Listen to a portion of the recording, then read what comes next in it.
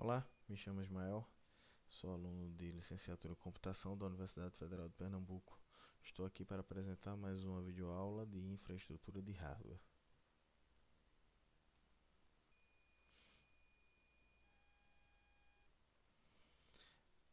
A aula de hoje será sobre conceitos básicos de Assembly.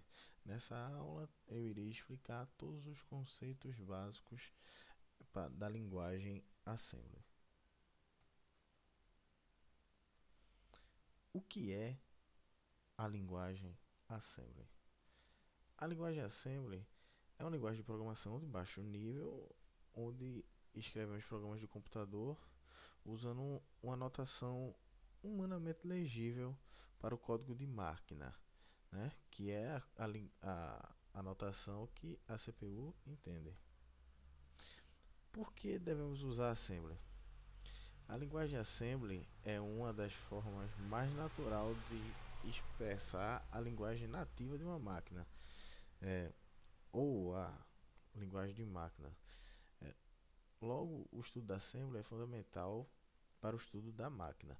Isso nos leva a conhecer como as instruções são executadas, como são armazenados e acessados os dados na memória, e também nos leva a conhecer o conjunto de instruções que a CPU é capaz de executar, além de podermos compreender vários outros pontos a respeito da arquitetura de um computador. E de posse desses conhecimentos, também podemos utilizar melhores os recursos das máquinas. Por que aprender Assembly? Bem, um dos motivos para se aprender a linguagem Assembly é a razão de se trabalhar com o Assembly e ter a oportunidade de conhecer melhor o funcionamento do seu computador. Outro motivo é a razão de você poder ter um controle total sobre o computador fazendo uso do Assembly, né? Fora que o Assembly também permite a otimização ideal dos seus programas. Você pode utilizar um montador, um debug, para otimizar os seus programas.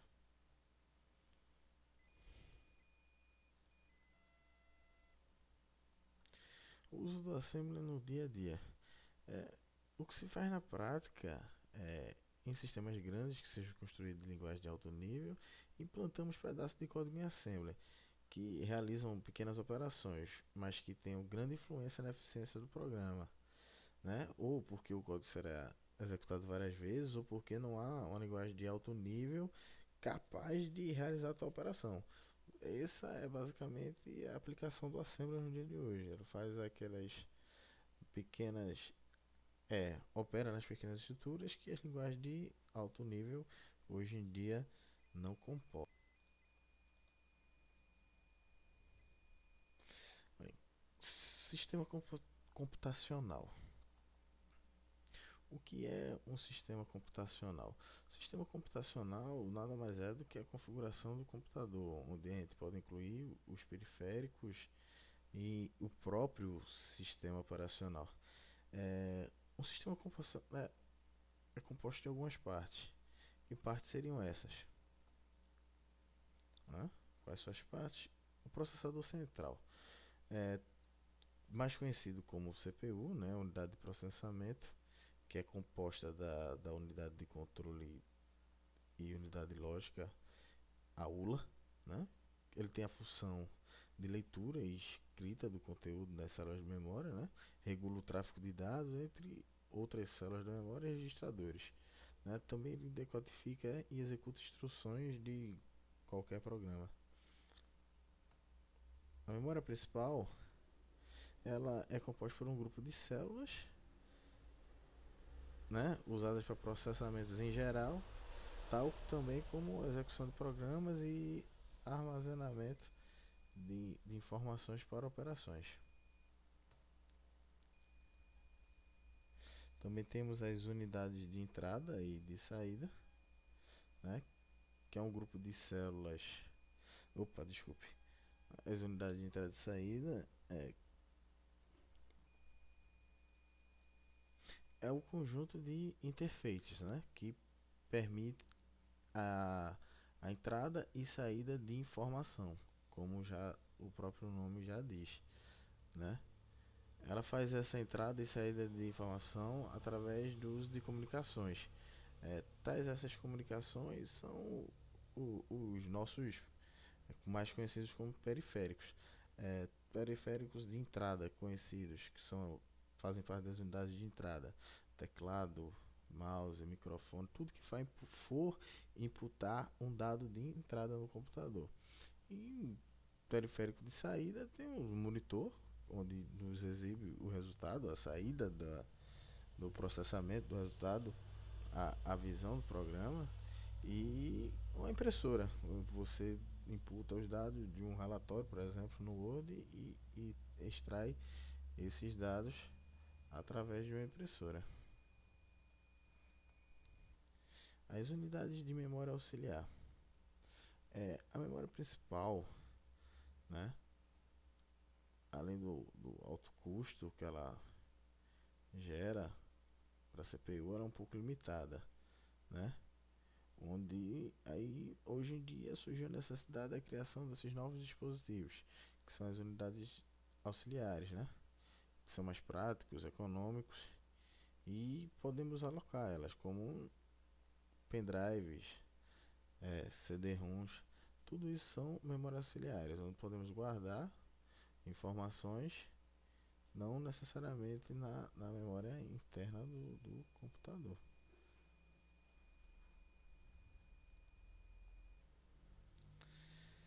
Informações nos computadores.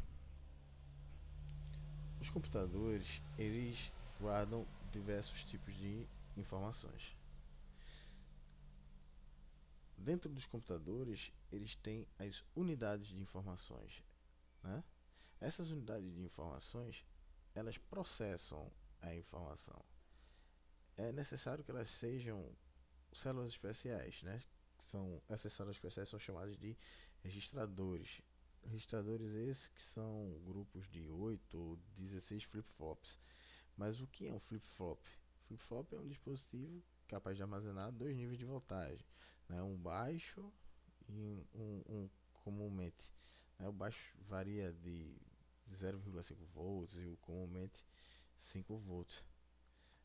Dentro das informações de computadores, nós sabemos que os computadores eles são capazes de converter números binários, né, para decimais. Quando trabalhamos com assembly, encontramos por acaso a necessidade de converter números de um sistema binário, né, que é usado somente em computadores, né, e fazemos essa conversão para decimais para que seja usado pelas pessoas. Os computadores eles também podem fazer a conversão de decimais para binários, né? É, Automaticamente ele vai interpretar a entrada de números decimais e converter para números binários, né? Nós podemos fazer essa conversão através de uma calculadora ou diversos outros métodos, até como a divisão. Também existe o sistema hexadecimal, né? Que a base hexadecimal tem os 16 dígitos, não é como os números binários, que são apenas 2, 0 e 1. Na hexadecimal nós temos a casa de numeração de 0 a 9 e letras de A a F, né? Portanto, a gente pode contar 0, 1, 2, 3, 4, 5, 6, 7, 8, 9, A, B, C, D, E, F. Né? Essa é a nossa sequência de 16 dígitos do hexadecimal. Ele também, além de ser uma sequência, ele também pode ser convertido também para binário como decimal. Métodos de representação de dados, né?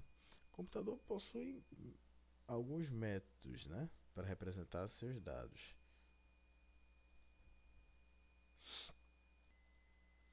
Como esses dados podem ser representados, né? Eles são representados através de alguns tipos de codificações, como por exemplo o ASCII, né? Que é um tipo de código. A sigla ASCII, né, que ela é bastante conhecida, ela significa American Standard Code for Information Interchange. Esse código, o código ASCII, contém letras do alfabeto, né? Ele tem dígitos decimais de 0 a 9 e alguns símbolos adicionais também, como um número binário de 7 bits, né? Tendo um oitavo bit em zero. Essa é a representação de dados em ASCII. Também temos a representação BCD, né?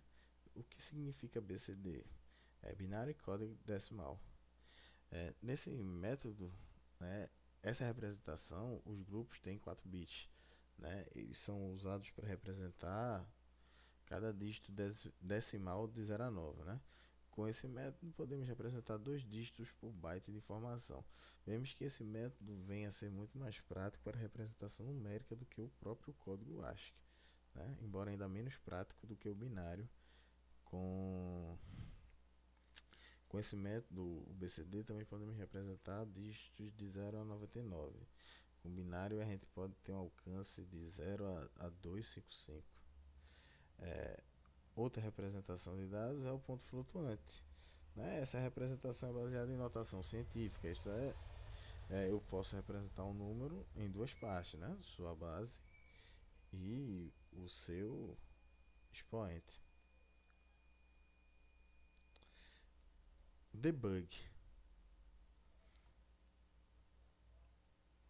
Existe um programa debug para sempre? Sim, existe um programa debug para o Assembler, né? Se você utiliza o Windows, né, você pode acessar esse programa debug através do DOS ou CMD. Você entra lá e dá a instrução debug e você vai entrar em modo debug através do DOS, né? Quais comandos que podemos utilizar no debug? Eu separei uma lista de comandos que podem ser utilizados no debug de Assembler, no próprio DOS. Vamos lá. O comando A, ele monta instruções, né, simbólicas em código de máquina. O comando D mostra o conteúdo de uma área de memória. O E entra com dados na memória, né, iniciado a partir de um endereço específico. O G, ele roda um programa executável na memória. N, ele nomeia um programa. P, ele executa um conjunto de instruções. Q, ele sai do programa debug, né, como se tivesse lá no CMD, digitasse kit semelhante. O R mostra o conteúdo dos registradores, né? O que é o registrador? É como se fosse uma variável. Você dá o comando T, o comando R, ele vai mostrar o conteúdo da variável do registrador para você. O comando T, ele executa os passos das instruções. O ele desmonta o código de máquina, né, em instruções simbólicas para visualizar. E o W, ele grava um programa em disco. Ele vai, ele gerou, você debugou, usou os comandos lá necessários que você queria e usou o comando W para gravar em disco, né? A estrutura do Assembler. Na linha de código da linguagem Assembler, há duas partes. A primeira é o nome da instrução. Sempre entramos com o nome da instrução a ser executada e em segunda os parâmetros de comando. Como por um exemplo, add AHPH, né? AH e BH são os parâmetros da instrução. Add é a nossa instrução. É uma instrução de soma. Ela vai estar acrescentando, né? Ele executa, ele faz uma adição, né, em A de AH em BH. Se esse parâmetro AH fosse 1 e aqui 1, após a adição, o BH seria 2. Registradores. Dentro da programação, nós utilizamos diversos registradores de programação em exemplo, né? Os registradores, eles possuem 16 bits, os registradores da CPU. A CPU possui 4 registradores internos, né? Cada um desses 4 registradores da CPU, ele tem 16 bits. Esses registradores são o AX, o BX, o CX e o DX, né? Também temos registradores de uso geral, que podem ser usados com apenas 8 bits. A gente referencia eles como, por exemplo, H, LH, né? E assim sucessivamente. Separei aqui uma lista de registradores, né? Para que possamos dar uma olhada. AX são registradores de acumulador, BX, registrador de base, CX, registrador de contador e assim sucessivamente. DX, registrador de dados, DS, registrador de segmento, ES, registrador de segmento extra, SS, registrador de pilha, né?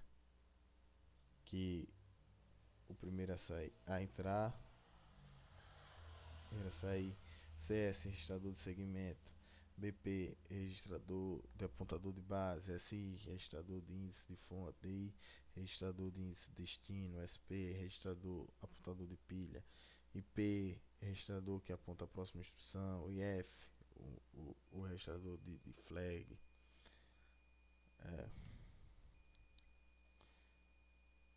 É, Comandos básicos. Temos aqui o comando mov. O comando mov faz. Temos dois registradores, né? Eu exemplifiquei como local 1 e local 2. O que o mov vai fazer? Ele vai pegar o conteúdo que está no local 1, no registrador 1, e copiar.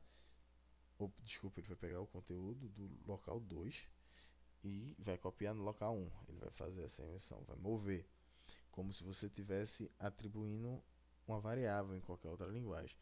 O move ele serve para isso. Temos um exemplo aqui do move, dois exemplos. Move registrador AX7770. O que é que ele está fazendo? Ele está pegando o conteúdo que está na posição 7770 da memória e jogando no registrador AX nesse parâmetro. Em seguida, temos um move aqui, copiando o que tem no EBX e colocando no EAX. Comando inc, registrador, né? O que é que ele faz? Ele incrementa, ele soma o valor do registrador em 1, né? É como se fosse um auto-incremento, né? Vamos ver um exemplo. Inc EBX, se o valor de EBX é 1 e utiliza esse comando, ele vai passar a ser 2. E assim sucessivamente. A mesma coisa para o inc EBX. Temos os comandos de salto, né, que são os comandos jump, que eles obtêm o endereço da próxima execução baseado numa condição. Como podemos exemplificar isso? Né? Temos aqui os comandos jump, né? JZ, GNZ, JACE, GNACE, GO, GNU, né? E a label. Vamos ver um exemplo aqui. Temos o laço 1, que é aqui uma condição de repetição, vamos dizer. Aí o que estamos fazendo aqui? Estamos incrementando no registrador EX, né? Fazemos o laço, damos o jump. O que eu estou dizendo? Ele entrou no laço 1, incrementou o EX. Quando chegou lá embaixo, eu digo: opa, volte para laço 1. Procedimento. Aí ele está incrementando, ele deu um jump, ele fez uma condição. Bem, esses foram os comandos básicos da linguagem Assembly, assim como demos uma passada por todo o conteúdo básico do Assembler, né? Espero que tenha ajudado todos vocês e até uma próxima.